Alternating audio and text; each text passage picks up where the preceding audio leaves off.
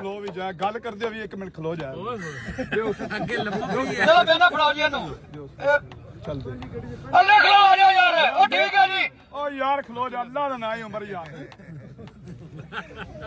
ਉਹ ਖਲੋ ਓ ਭਾਜੀ ਮੈਂ ਹੋ ਗਈ ਗੱਡੀ ਬਾਜ ਜਾਣਾ ਬਸ ਠੀਕ ਹੋ ਗਈ ਠੀਕ ਹੈ ਕੀ ਦੱਸਿਆ ਜੇ ਮੇਰੇ ਕੋਲ ਨਾ ਦੱਸਿਆ 32 ਲੱਖ ਸਾਡਾ 32 ਲੱਖ ਦਾ ਮਾਲਕ ਆ ਗਿਆ ਬਾਈ ਹਾਂ ਭਜਨ ਬੋਲੋ 16 ਮਾਡਲ ਦੀ GL 16 ਮਾਡਲ ਜੀ ਲਈਏ ਲਾਈਏ ਲੈ ਪੂਰੇ ਪਾਕਿਸਤਾਨ ਚ ਛੱਤ ਦੀ ਜਾਨਵਰ ਵਾਲੀ ਗੱਡੀ ਲੈ ਕੇ ਵਿਖਾਓ GL ਲਈ ਇਹਨੇ ਦੀ 16 ਮਾਡਲ ਦੀ ਜੀ ਲਈ ਸਾਡਾ 32 ਦਾ ਮਾਲਕ ਆ ਗਿਆ ਯਾਰ ਗੱਡੀ ਵਿਕਣ ਲੱਗੀ ਹੈ ਕੀ ਹੋ ਜਾਣਾ 16 ਮਾਡਲ ਦੀ ਜੀ ਹਾਂ ਜੀ ਭਜਨ ਹਾਂ ਜੀ ਇੱਕ ਮਿੰਟ ਇਸ ਤੋਂ ਉੱਤੇ ਕਿਸੇ ਸਾਡੇ ਭਾਈ ਨੂੰ ਸਮਝ ਆਉਂਦੀ ਏ ਜੇ ਨਹੀਂ ਹੁੰਦੀ ਤੇ ਫਿਰ ਅਗਲੀ ਗੱਡੀ ਤੇ ਆਓ ਬਸ 32 ਲੱਖ 10,000 ਲਾਇਆ ਜੀ 32 ਲੱਖ ਰੁਪਏ ਜੀ 32 ਲੱਖ ਰੁਪਏ ਲਾਇਆ ਜੀ 50,000 ਦਾ ਡਿਫਰੈਂਟ ਕਰ ਦਿਓ ਯਾਰ ਗੱਡੀ ਤਾਂ ਵੇਚ ਗਈ ਹੈ ਅਗਲੀ ਗੱਡੀ ਤੇ ਆ ਜਾ ਜੀ ਅਗਲੀ ਗੱਡੀ ਤੇ